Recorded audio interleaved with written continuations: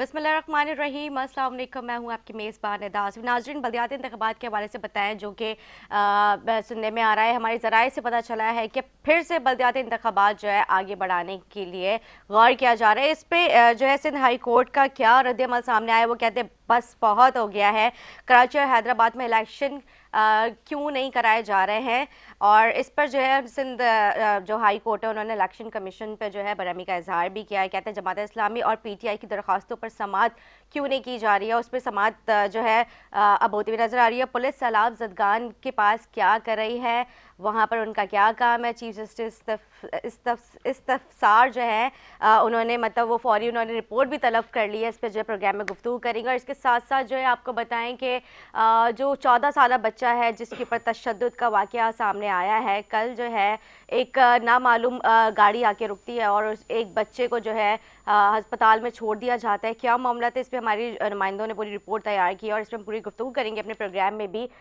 जो बच्चा था उसके साथ किस तरह से तशद्दुद किया गया, उसको वो कौन था, क्या था, प्रोग्राम में इस हवाले से गुफ्तगू करते। पहले तो हम बलदियाती इंतख़ाबात के हवाले से अपने प्रोग्राम में गुफ्तगू करते हैं। हमारे साथ हमें ज्वाइन किया है, मौजूद है हमारे साथ PTI से सुभान अली साहब। खुशामदीद कहूँगी, कैसे सर आप?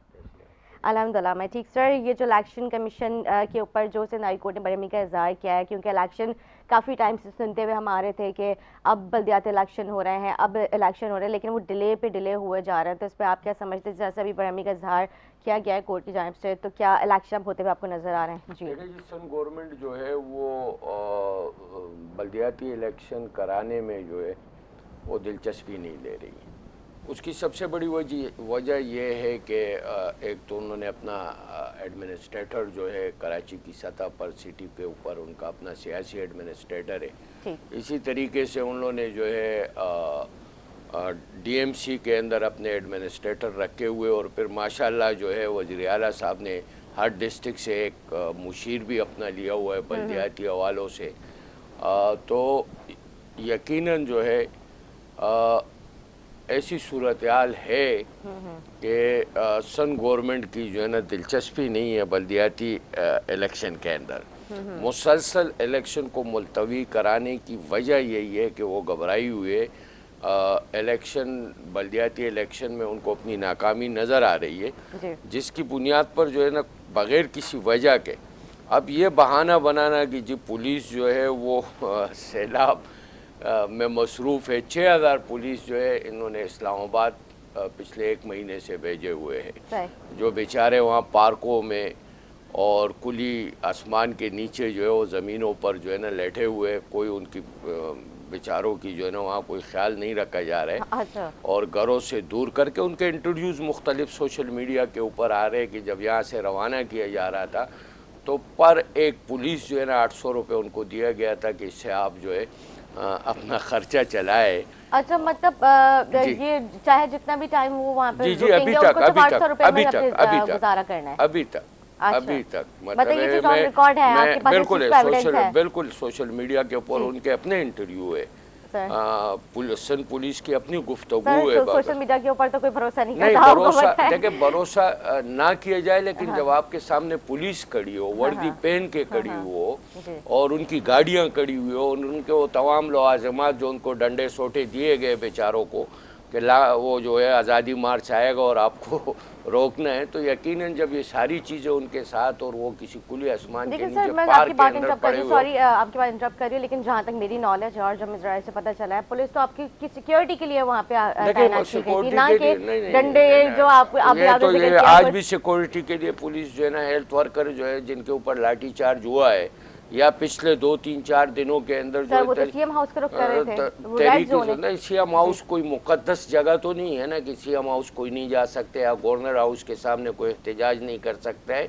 ये अवामी नुमाइंदों के ऑफिस है ना, कोई ऐसी चीज़ तो नहीं है कि जहाँ पर कोई एहतजाज नहीं कर सकते। क्या रेड जोन?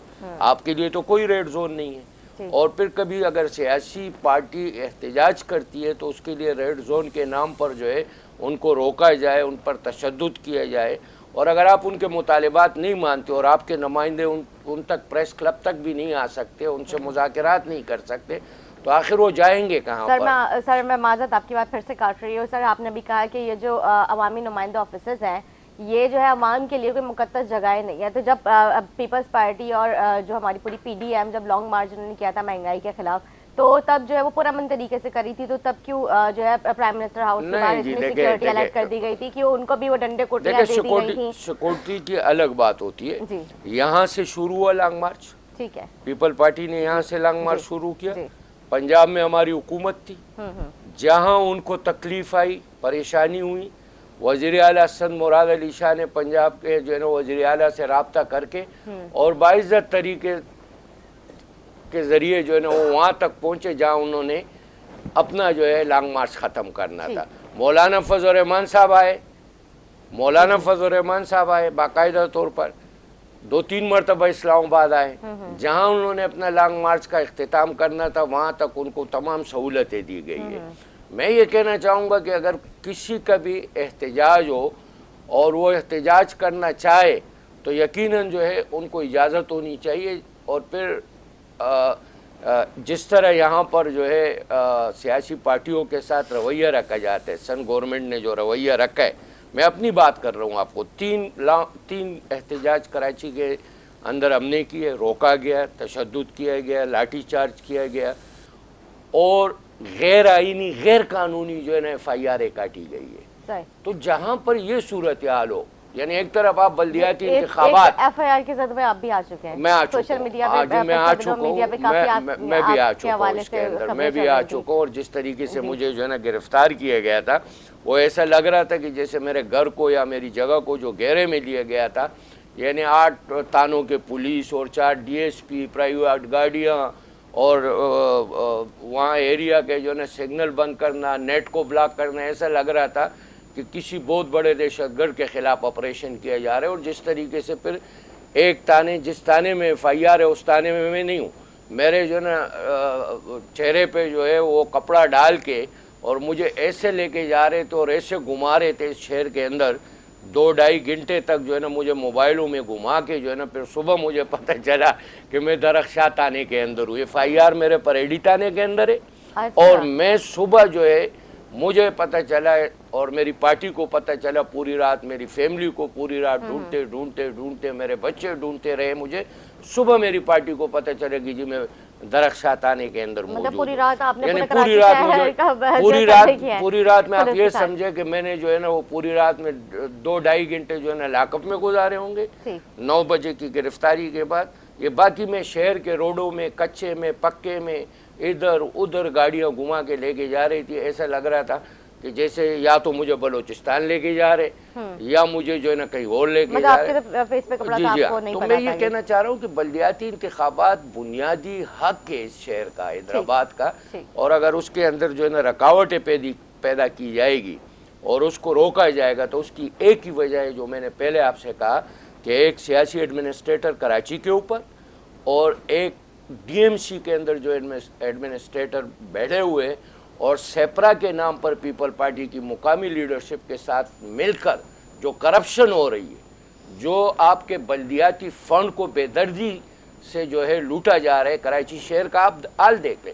या आप अपने दफ्तर से बाहर निकले और यहाँ पर मेन रोड पे देखे तो 4 जो है ना मेन होल अभी मैंने देखे जो उबर के जो है ना रोड के ऊपर उसकी गंदगी जो है ना आ चुकी है। तो जहाँ ये सूरत हाल हो तो वहाँ यकीनन जो है ना लोग एहतजाज भी करेंगे और लोग जो है ना रोडों पे भी निकलेंगे और लोग फिर जो है चैलेंज भी करेंगे हुकूमत को। ठीक है जी, पीपल्स पार्टी से मैं ज्वाइन किया, हमारे साथ मौजूद हैं सरदार नज़ाकत साहब। खुश आमदीद चाहूँगी सर आपको प्रोग्राम में। मैं आपने ज़ुबान रिसाइल साहब की पूरी गुफ्तगू सुनी, लेकिन इससे पहले जो एक अफसोसनाक वाक़या, जो एक 14 साल आफ्ताब जो कि एक घर में घरेलू जो मुलाजमीन होते हैं, मतलब ज़ाहिर है पूरे घर की ज़िम्मेदारी उनके ऊपर होती है, मतलब एक फ़ैमिली मेम्बर की तरह होते हैं।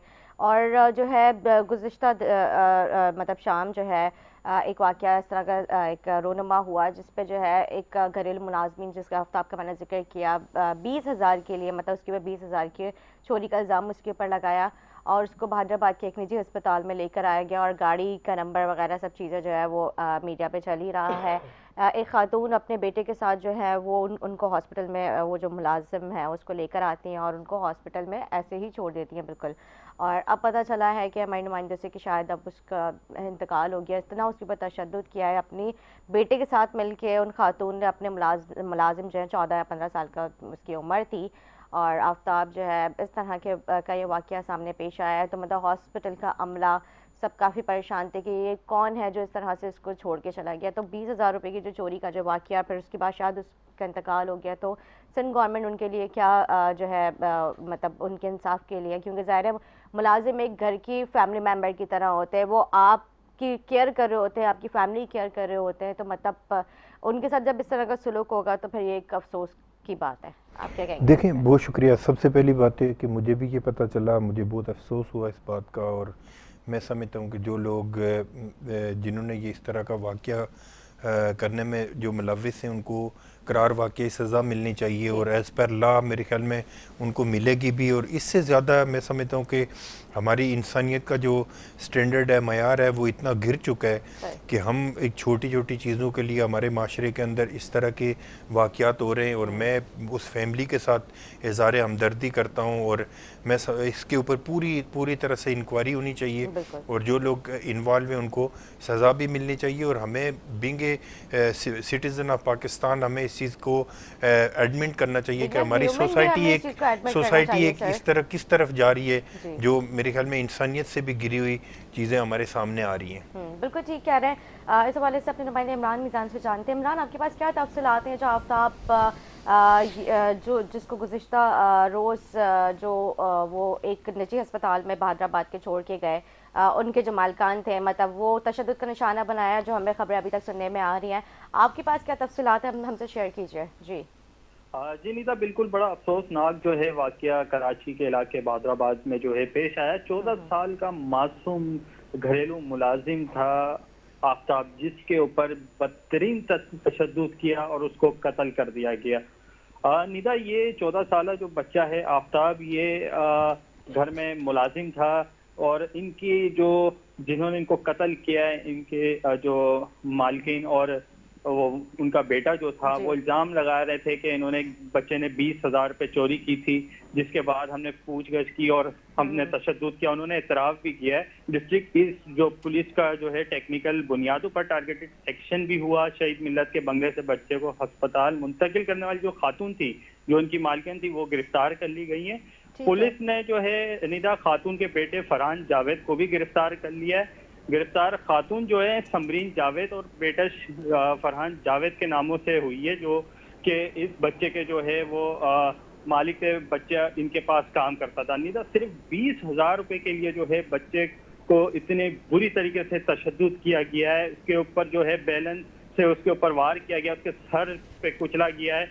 और बच्चे की जब बुरी हालत हुई है, हालत की तो उसको जो है वो बहादराबाद के जो हॉस्पिटल है वहाँ पे जब वो मुंतकिल कर रहे थे, तो सीसीटीवी में देखा जा सकता है कि वो गाड़ी में बच्चे को लेके आई है, उतारा, लेकिन बच्चा जो है वो मर गया था, उसका कत्ल हो गया था।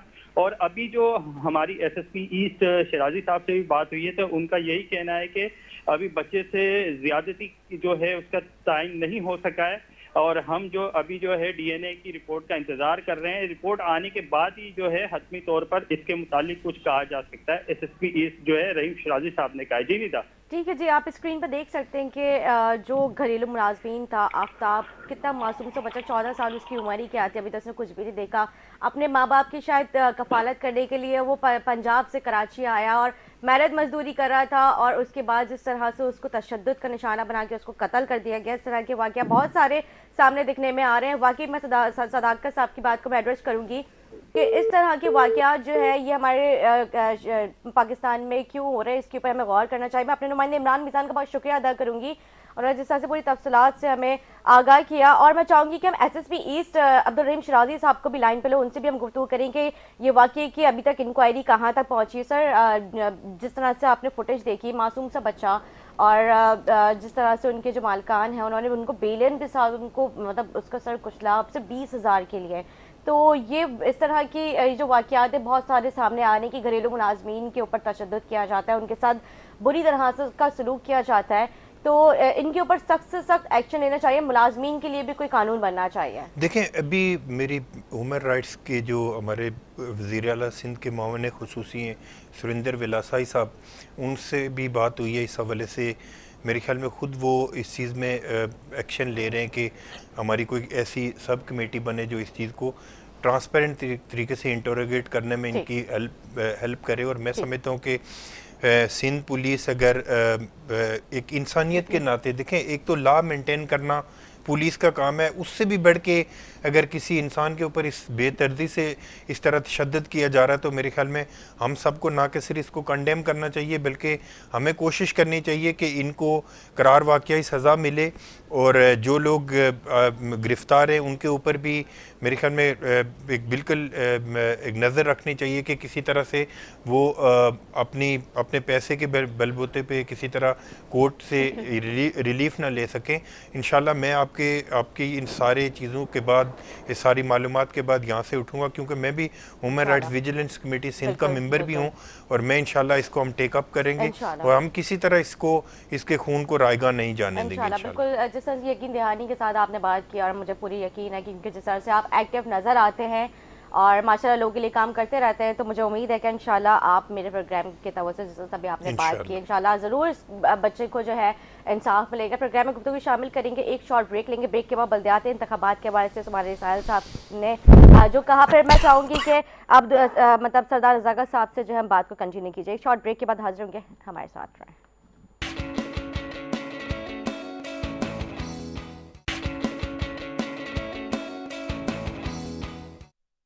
जी नाज़रीन, खुशामदीद। ब्रेक से पहले बात हो रही थी बल्दियाती इंतखाबात के हवाले से, तो मैं चाहूँगी कि सरदार रज़ाक़त साहब से जो है हम बल्दियाती इंतखाबात के हवाले से बात करें, क्योंकि काफ़ी दफ़ा जो है बल्दियाती इंतखाबात होते होते रुक गए। फिर उसके बाद जो है सिंध हाई कोर्ट का आज जो है जिस तरह से मतलब सामने फैसला आया उसमें काफ़ी बरहमी का इजहार भी किया है। तो आप क्या समझते हैं कि क्या अब इंतखाबात बल्दियाती होने जा रहे हैं? देखें, बल्दियाती इलेक्शन के लिए तो सिंध गवर्नमेंट पहले से तैयार थी। इलेक्शन कमीशन ने जो गिवन सर्कमस्टांसिस थे, पहले बारिश का एक इशू था, आपको याद होगा कि उस दिन बहुत ही शदीद बारिश हुई कराची में। फिर अनफॉर्चुनेटली ये सैलाब आ गया और उसमें सारी जो हमारी जो मशीनरी है अब और सारे जो इंटेलेक्चुअल्स हैं, गवर्नमेंट के ऑफिशियल्स हैं, वो सारे जाके सैलाब में रिलीफ के लिए काम कर रहे थे।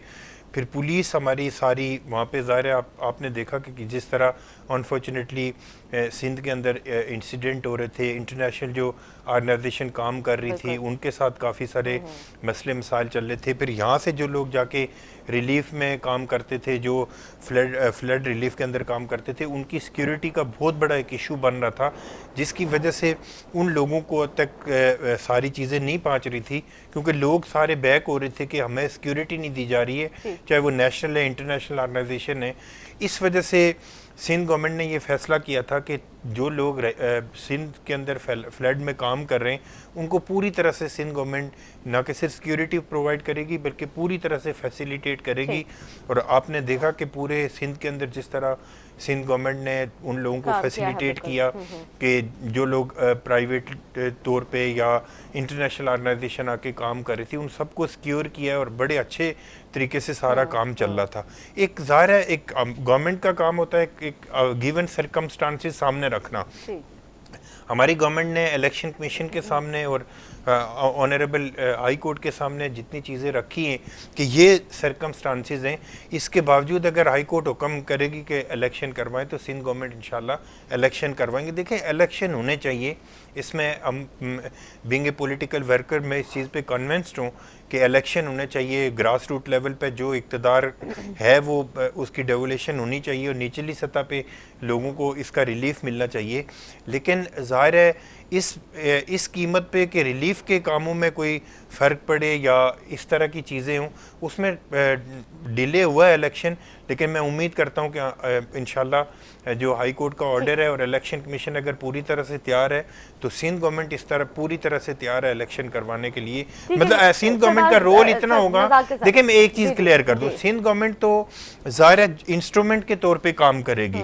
जैसे इलेक्शन कमीशन फैसला करेगा कि सिंध गवर्नमेंट सिक्योरिटी प्रोवाइड करे, जो इलेक्शन के लिए उनको रिक्वायरमेंट्स हैं सारी चीज़ें प्रोवाइड करे, तो वो सिंध गवर्नमेंट पहले भी तैयार थी और अब भी तैयार है। और मेरे ख्याल में इलेक्शन की 80% प्रिपरेशन हो चुकी है और इलेक्शन होना चाहिए सिंध के अंदर। लेकिन सुभान साहिब साहब कहते हैं कि इलेक्शन ना कराने की वजह यह है क्योंकि जो पीपल्स पार्टी है उनका सियासी मतलब वो इतना अभी नहीं है एक जो पहला हुआ करता था पीपल्स पार्टी। देखिए, मैं पॉइंट स्कोरिंग में नहीं जाना चाह रहा, भाई ने बात की मैं सुन रहा था खामोशी से, लेकिन मैं समझता हूँ कि ये तो ज़ाहिर है इनका अपना एक पॉलिटिकल स्टेटमेंट है, पॉलिटिकल स्टांस है, इससे हमें कोई लेना देना नहीं है। लेकिन सिंध गवर्नमेंट अपनी जिम्मेदारियां पहले भी सर अंजाम देती रही है। आपने देखा कि हालिया जो ज़िमनी इलेक्शन हुए उसमें भी पूरी तरह से सिंध गवर्नमेंट ने फैसिलिटेट किया लोगों को। में तो आप लोगों ने कितने बिल्कुल, मैं समझता हूँ कि मैं बहरहाल एक ही समझता हूँ कि पाकिस्तान पीपल्स पार्टी के चेयरमैन बिलावल भुट्टो जरदारी साहब की क्लियर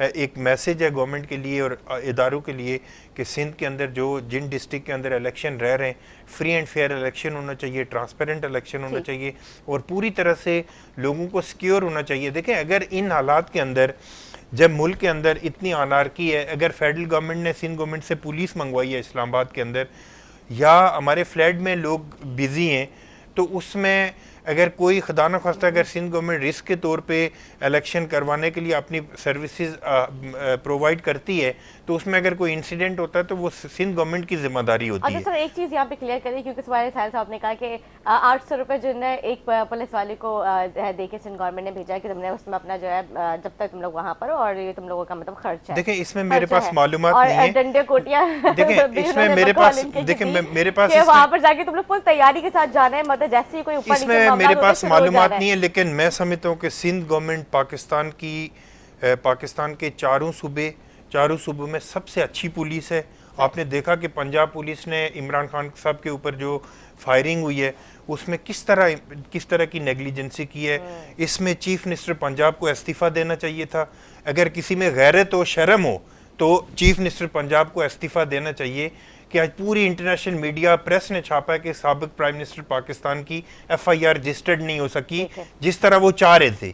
मैं समझता हूँ कि इमरान खान का राइट है कि इमरान खान को उसी तरह की FIR होनी चाहिए, लेकिन जब अपने ही मुनाफकत करेंगे, अपने घर के लोग गद्दारी करेंगे, तो फिर कैसे FIR रजिस्टर्ड होगी। परवेज इलाही ज़ाहिर है अगर दूसरों के कंधे पे चढ़ के सवारी करेगा, उसमें इतनी जुर्रत नहीं है, गैरत नहीं है कि एक पंजाब के एक साबिक प्राइम मिनिस्टर पाकिस्तान के ऊपर FIR, अब वो देखें FIR रजिस्टर्ड करवाना पाकिस्तान के किसी भी शहरी का हक है, चाहे वो साबिक प्राइम मिनिस्टर पाकिस्तान हो, मैं हूँ, आप हैं या कोई भी हो।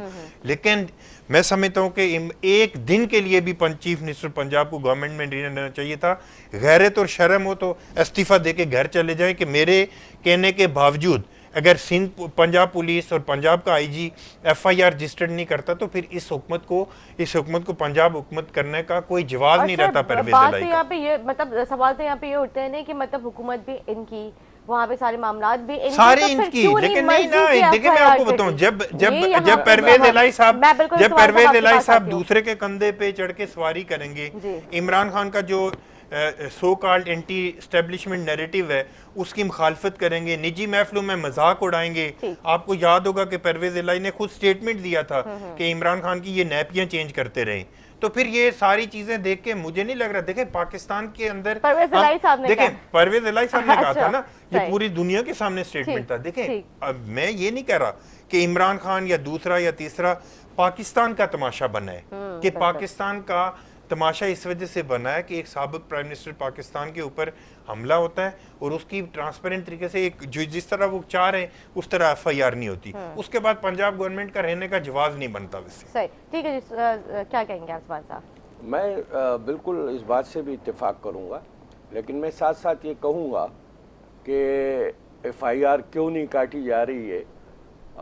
मैं बता रहा हूँ, लेकिन बड़ा मुश्किल होगा आपके लिए भी कि FIR क्यों नहीं काटी जा रही है। जिस शख्सियत का नाम है उसके अंदर, जिस शख्सियत का नाम लिए जा रहे हैं उसके अंदर, यानी ये मुद्दई का हक है। FIR वो किसी के ऊपर भी कटवाए जिसके ऊपर ये कातिलाना हमला हुआ है। साबिक वज़ीर आज़म है, इस मुल्क की सबसे बड़ी पार्टी का जो है ज़मनी इंतखाबात में भी आप देख लें कि अवाम ने उसके ऊपर इत्तेमाद किया और सबसे बड़ी मकबूल पार्टी का जो है लीडर है।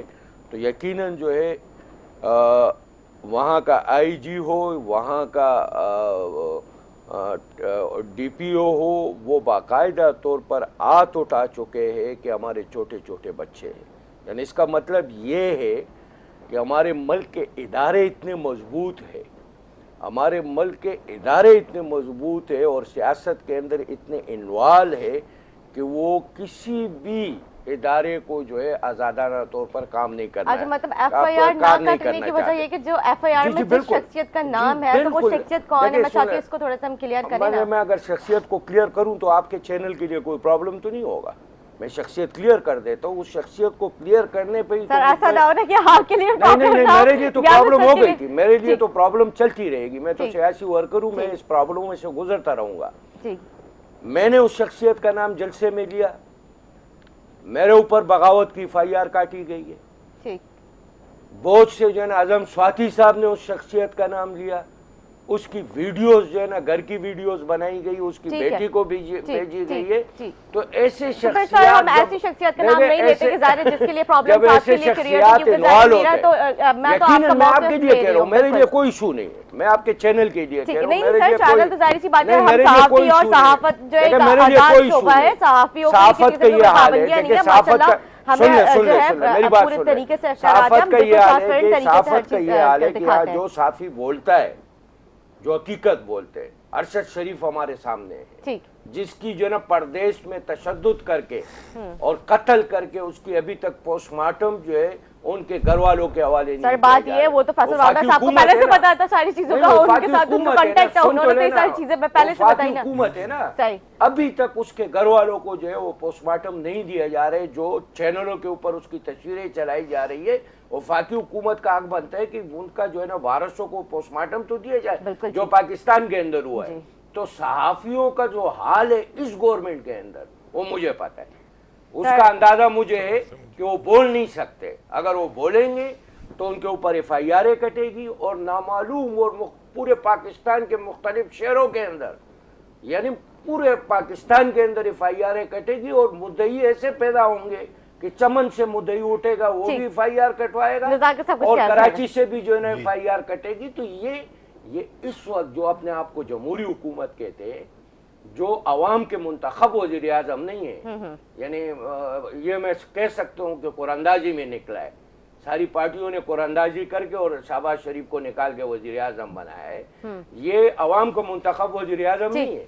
तो यकीनन जो इत्तेहादी उनके साथ बैठे हुए, और मैं मुत्तफिक हूँ इनकी गुफ्तगू से कि आईजी को भी रिज़ाइन करना चाहिए, वज़ीर आला को भी रिज़ाइन करना चाहिए, लेकिन मुझे बहुत अफसोस होता है कि वो जमहूरी पार्टी जिसने जमहूरियत के लिए कुर्बानी दी है, जिनके कायद को अदालत में जो है फांसी दी गई है, जो आज तक वो फैसला मुतनाज़ा है, जिसकी जो है ना कायद को मुहतरमा बेनज़ीर शहीद भुट्टो को जो है ना कत्ल किया गया है, जिसके 2 भाई कत्ल हुए, शाहनवाज भुट्टो, मुर्तज़ा भुट्टो, उनकी कुर्बानियां पार्टी सब एहतराम करते हैं, वो पार्टी आज मुल्क के खातिर उन लोगों कुर्बानियां के दी साथ हैं। बैठी हुई है जो जनरल ज़ियाउल-हक की पैदावार है, उसके साथ आज बैठ के जो है ना ये नज़ाकत साहब बार-बार मुझे बात करना चाह रहे हैं, तो आपकी बात गुफ्तगू कंप्लीट हो चुकी है, तो मैं सरदार नज़ाकत साहब आपको देखें, एक चीज़ तो मैं आपको बताऊं कि मैं तो थोड़ी संजीदा बात करना चाह रहा हूं कि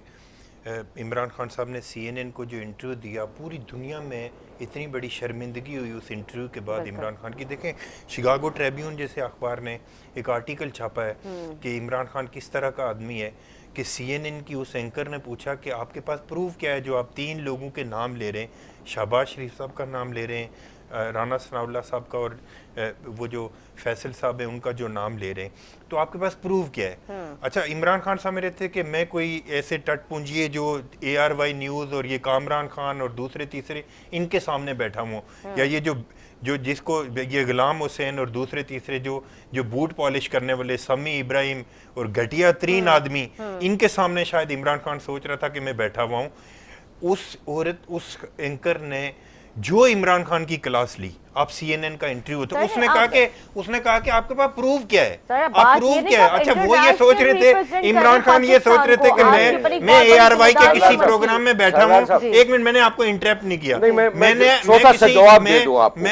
वो सोच रहे थे कि मैं बोल टीवी को इंटरव्यू दे रहा हूँ या मैं ARY को इंटरव्यू दे रहा हूँ, या इस तरह के ये जो पालशी किस्म के जो उसके इमरान खान के जाती मुलाजिम है, ये शायद इमरान वो। लेकिन CNN ने जो इमरान खान की दुर्गत बनाई है पूरी दुनिया में, आज इमरान खान तो किसी के ऊपर भी इल्जाम लगाते हैं, लेकिन उसने 10 दफा सवाल पूछा कि आप बताएं कि आपके पास प्रूफ क्या है।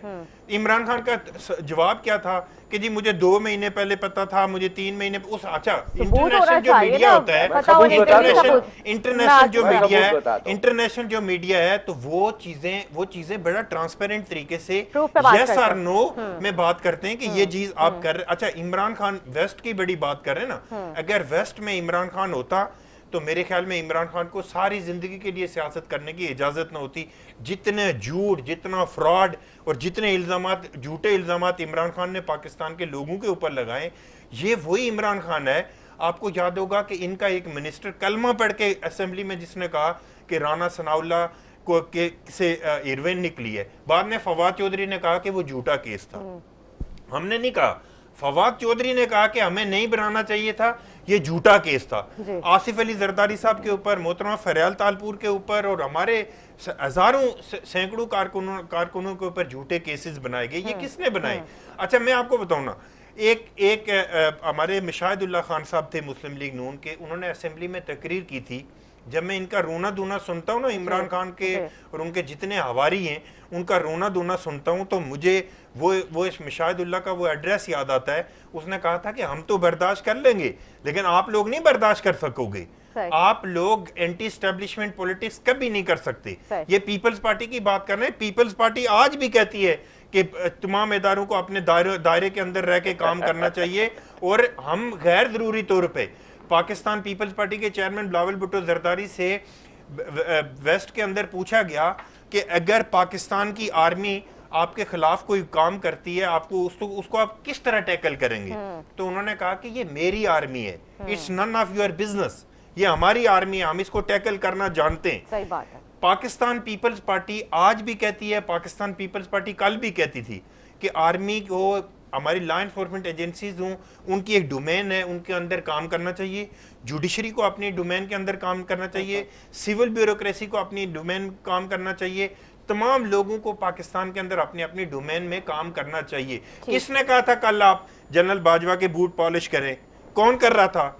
कौन रोजाना स्टेटमेंट दे रहा था कि बाजवा बड़ा डेमोक्रेट है, और कौन स्टेटमेंट दे रहा था कि जी फलां हम हमारे साथ हम एक पेज पे।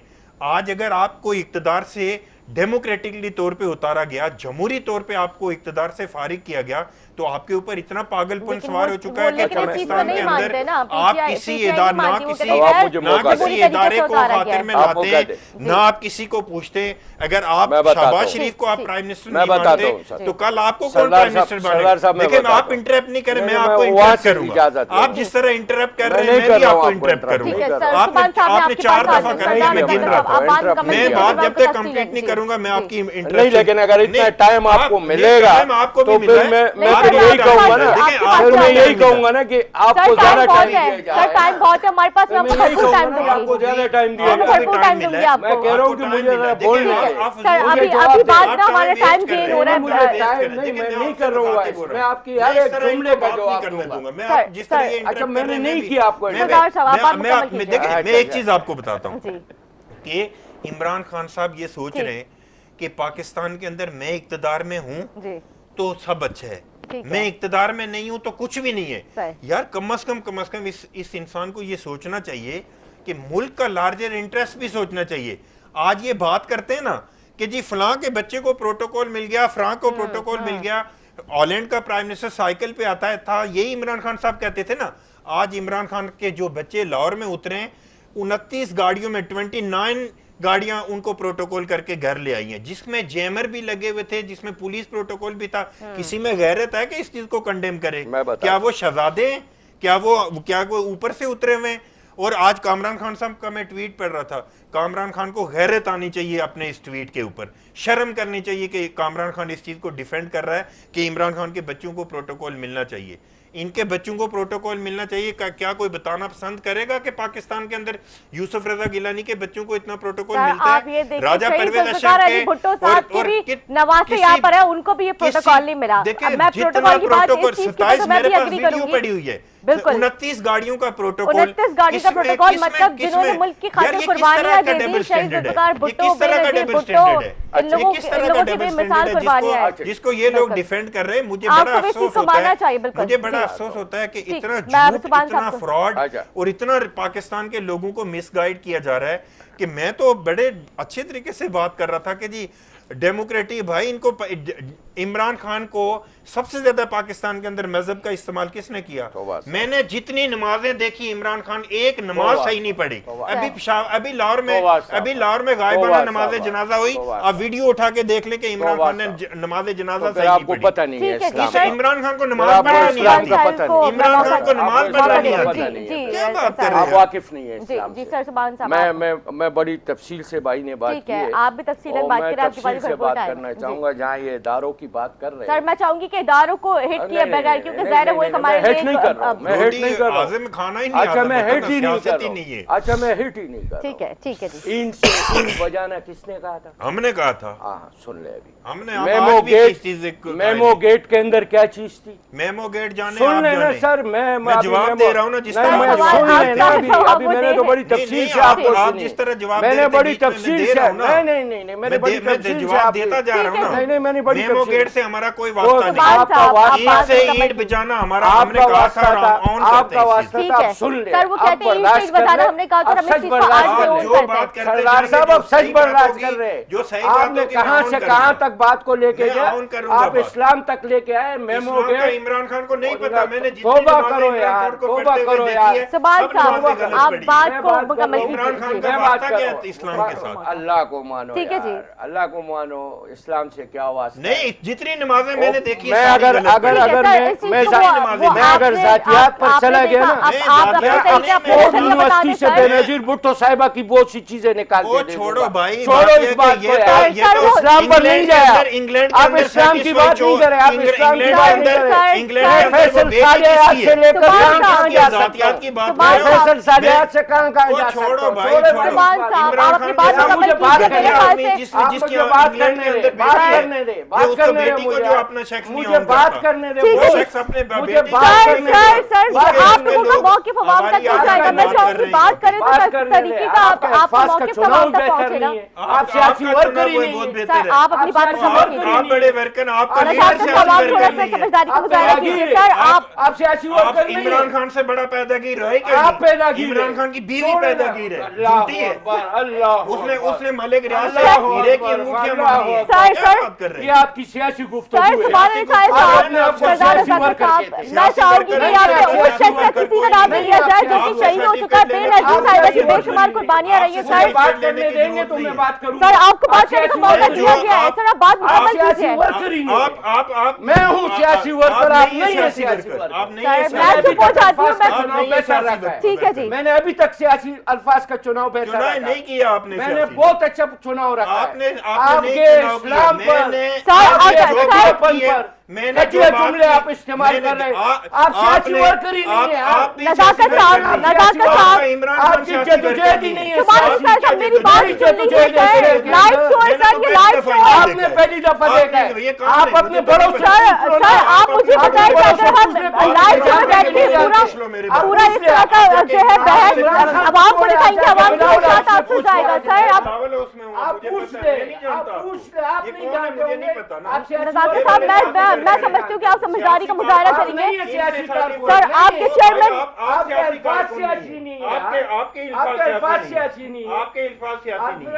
ठीक है जी सर, मैं आपके साथ क्या ठीक है जी। प्रोग्राम करूँ यार? ठीक है जी, अब क्योंकि बात जो है मौके जो है आवाम तक पहुंच नहीं पा रहा है, मेरा मकसद था प्रोग्राम में आज जो है आवाम के सामने हम हकाइक रखें और हकाइक पे अपनी बात करें, लेकिन जिस तरह से जो है पीटीआई के जो हमारे साथ आज जो एक्स जो है प्रेसिडेंट कराची जो है वो सुभान निसार साहब जो उनसे हम गुफ्तगू कर रहे थे, उनका जो मौक़िफ़ जो था वो सामने जिस तरह से वो अभी आया तो और हम बात कर ही रहे थे, तो यहाँ पे थोड़ा सा जो है बैच क्रिएट हो गया। तो एक और प्रोग्राम रखेंगे, इस हवाले से हम प्रॉपर तरीके से गुफ्तगू करेंगे ताकि आवाम तक जो है जो सियासी जमातों का मौक़िफ़ है वो तरीके से पहुँचे। इसी के साथ अपनी मेज़बान निदा इजाज़त, मुझे मेरे मेहमान को, मेरी पूरी टीम को दुआ में याद रखें। अल्लाह हाफ़िज़।